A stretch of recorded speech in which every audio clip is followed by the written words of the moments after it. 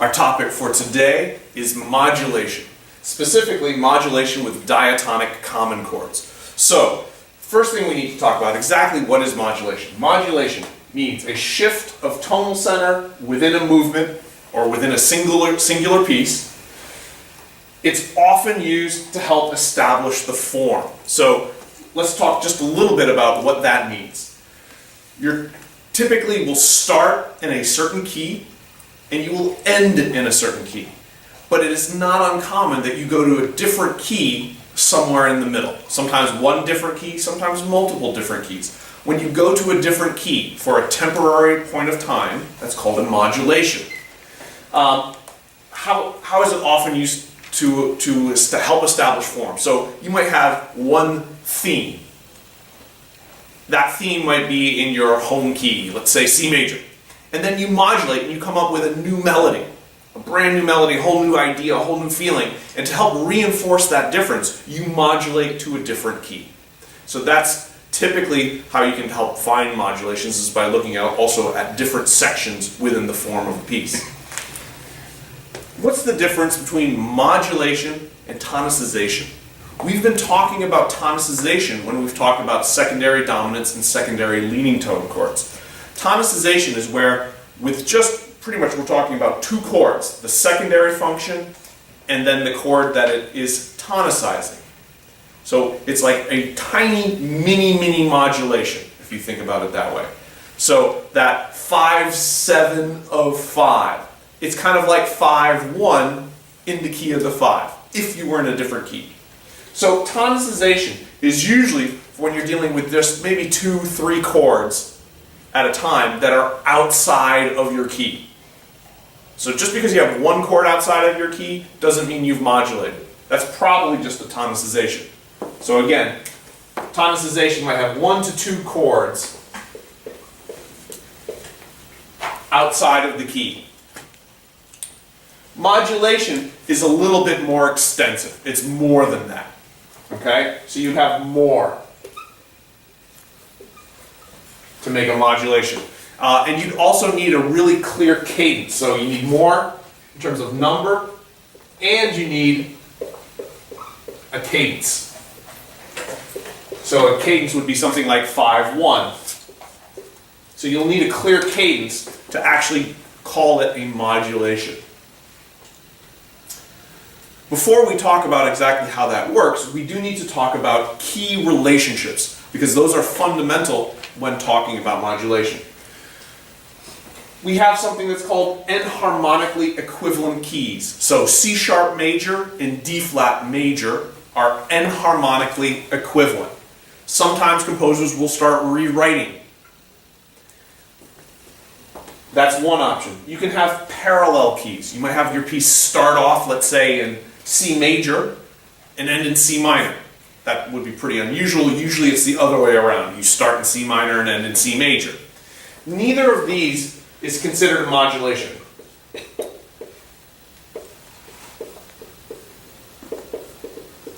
These are changes, but they're not considered modulations because the tonic is still, in terms of listening, the same thing. When you're talking about enharmonically equivalent keys, the audience is not going to hear that difference. Here, you're going to hear this shift between major and minor, but you still have the same tonic that you're coming back towards. So modulation is talking about a shift in what tonic pitch you have. You can get that with relative keys. So relative keys, we've talked about the relative minor and the relative major. That means when you have a key signature, let's say 1 sharp, that's either G major or its relative, E minor. Or in this case, I wrote here, C major, A minor. They have the same key signature, but they're two different keys. And you can, and it's actually very frequent to modulate between the relative major and the relative minor. So that's something that's commonly done. The next is closely related keys. And when we talk about closely related keys, we're talking about you have a key signature and you can modulate to any key that's within one accidental more or less. So as an example, let's say we're in C major. That has 0, right? So you could go to one accidental more, let's say in the sharp direction, or you could think of it, if you look at the circle of fifths, a spoke on the wheel of the circle of fifths. You could go in one direction either way.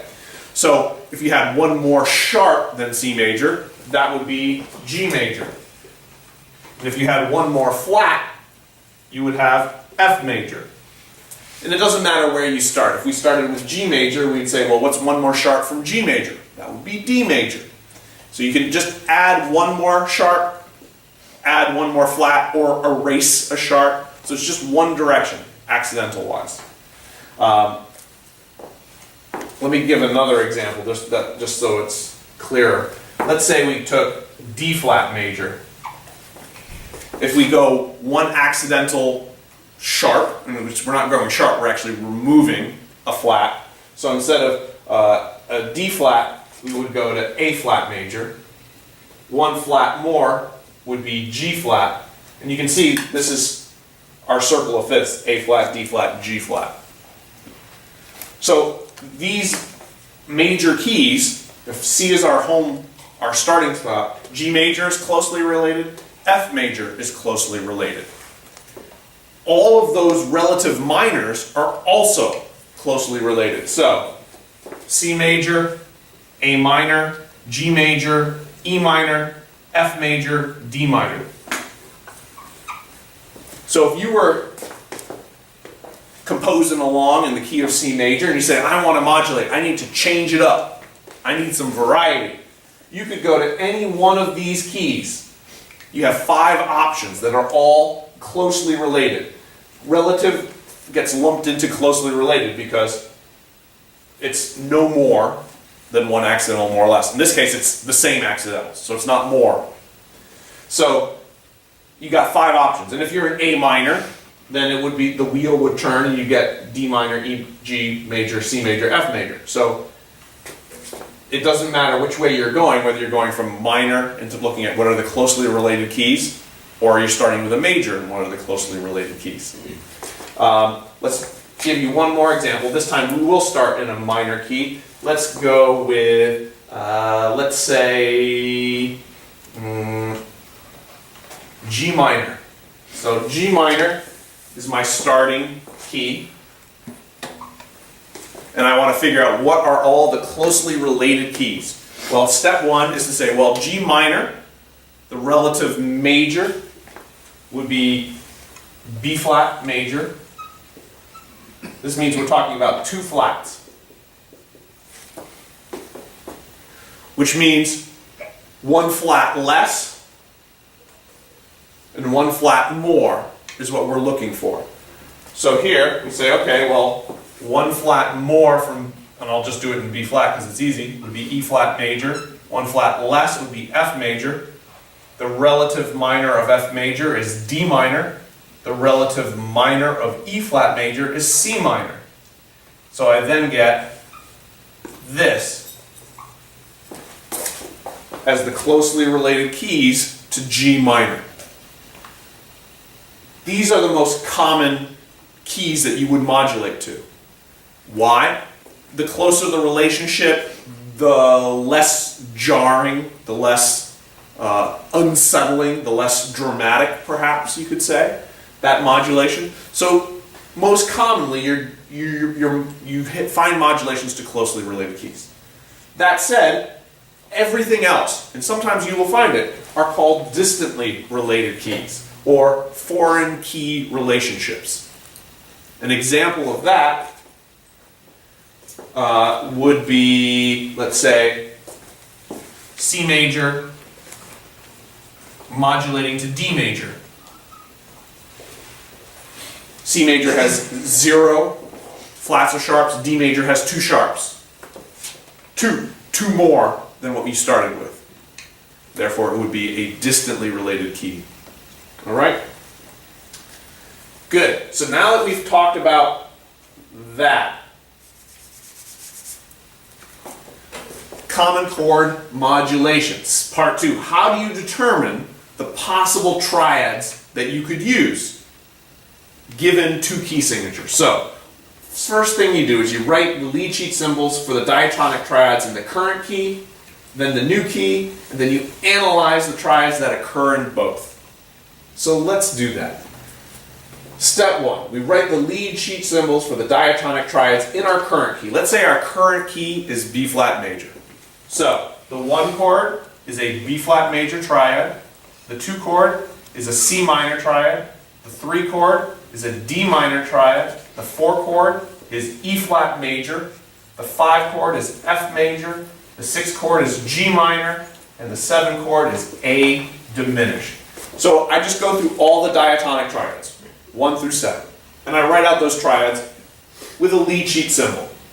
I then say, okay, let's go for C minor, the 1 chord, and I'll just line it up under where the C is for here. So I'll C minor, then the 2 chord in C minor is D diminished, then E flat major, then F minor, then G major. You'll notice that I use the kind of the traditional kind of sonorities for minor. And remember, you have some things to think about because we're often raising the leading tone. So 5 is normally major with the raised leading tone in a minor key. Then A flat major, and then B diminished. Well, I'm just going to compare, these are my B's, right? But then I look, so I wrote out my diatonic triads here. Now I have to analyze the ones that occur in both. Well, C minor, E flat major. Those are the only 2 options for common chords. So again, the easiest way or the most common way you'll find modulations is through use of something called a common chord. And what that means is a chord that occurs in both the old key and the new key. Let me say that again. Common chord its purpose is to help smooth the transition from the old key to the new key. It smooths that modulation. So you find a chord that works in both keys. In this case, the 2 chord in B flat major becomes the 1 chord in C minor. And the 4 chord in B flat major becomes the 3 chord in C minor. That common chord is going to help you shift keys. Great, let's keep moving forward. How do you analyze these common chord modulations? So, if we look at these lead sheet symbols that I wrote out down here, C major triad to a G7 over F, etc., etc. And I say I want to analyze this with Roman numerals. I need to find the point of modulation. The point of modulation will be a pivot chord. This will be a chord that is not in your first key. Let me say, I should say, but.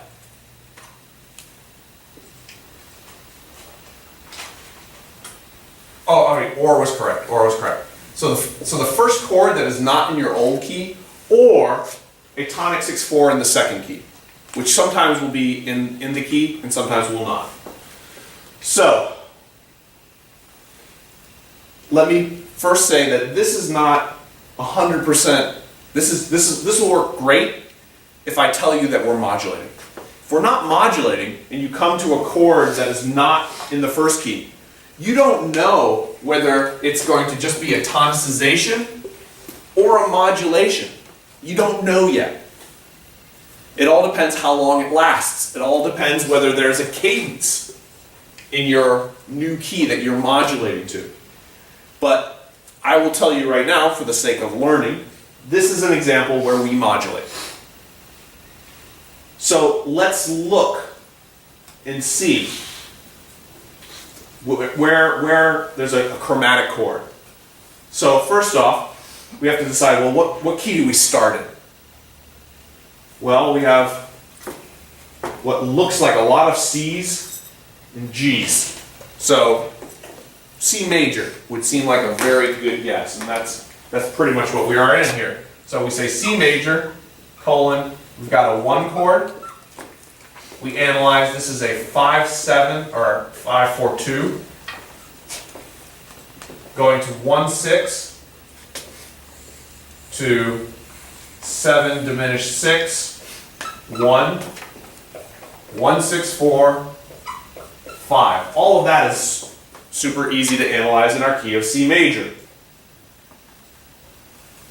Let's keep going. 1, F sharp diminished over A. This is not in our key of C major.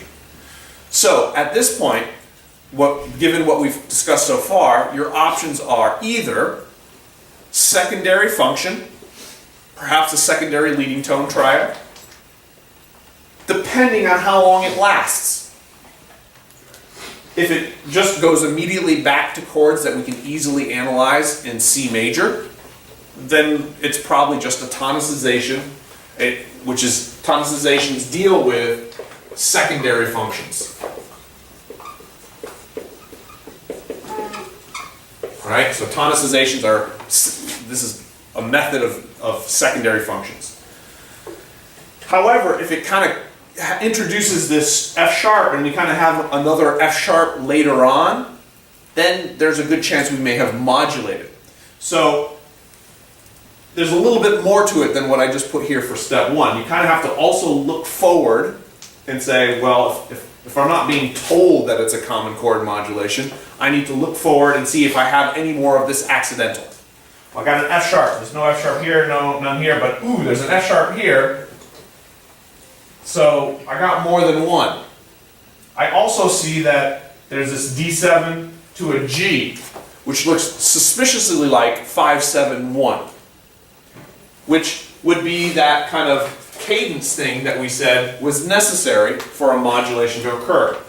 So if this ends up being a modulation to the key of G major, this is our point of modulation.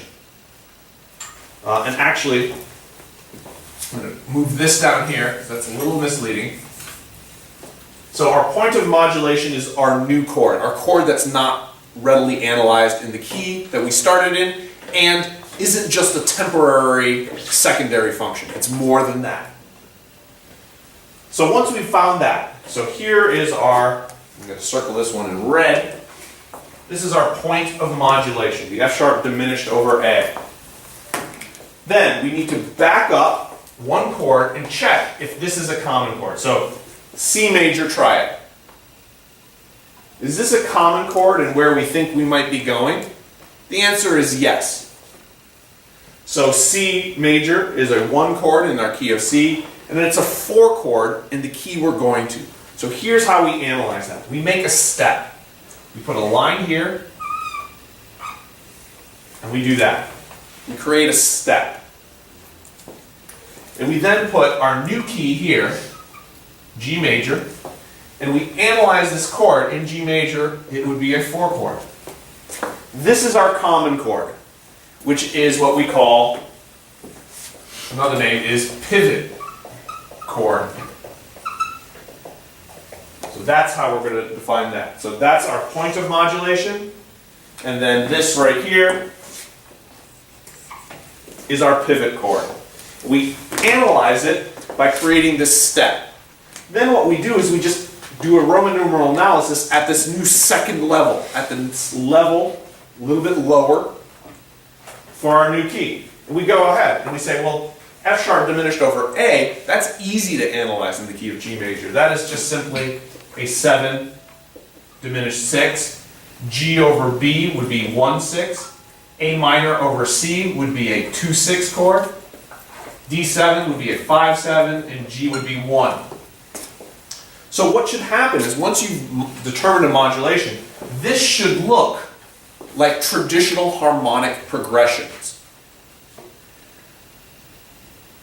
Sometimes you're going to miss this. You're going to say, oh, it's just a secondary function. And you're going to continue to analyze as if you were in the key of your original. And at a certain point, the harmonic progressions won't make a lot of sense. They won't follow your traditional harmonic progressions. And that probably means you missed a modulation and you need to go back and find that. In this case, this is not going to be quite as problematic. If we did let's say, try to analyze it. Let's say we missed it. And we continued. We'd say, oh no, this is just a 7 diminished 6 of 5, going to 5, 6, going to 6, 6, to 5, 7 of 5, to 5. Let's say we didn't analyze it as a modulation. This is what we would come out, what I put here in the green. Now if we look at this, 5, 6 to 6, 6. That would be a huge warning to me, because you almost never find 6 chords in first inversion. They're almost always in root position. And 5, 6 to 6, 6, I mean, we know root position 5 to root position 6 is a common deceptive resolution, but 5, 6 to 6, 6 is really unusual. So this, if you were to mistakenly not recognize it as a modulation, you should be alerted at a certain point when the harmonic chord progressions become more and more untraditional. So if you're having any questions on it, go back and review what are those traditional chord progressions, such that when you see yourself analyzing something that looks strange, you can maybe go back. Whereas if you analyze this in G major, you'll see that, oh yeah, 4 can go to 7, 1, 2, 5, 1. That's super common. And you'll notice that it's a sequence of 1, 2, 3, 4, 5, 6 chords here. Much more than the 1 to 2 that you typically find with tonicization. That's essentially the bare bone basics of what modulation is about, and specifically how it is done with diatonic common chords.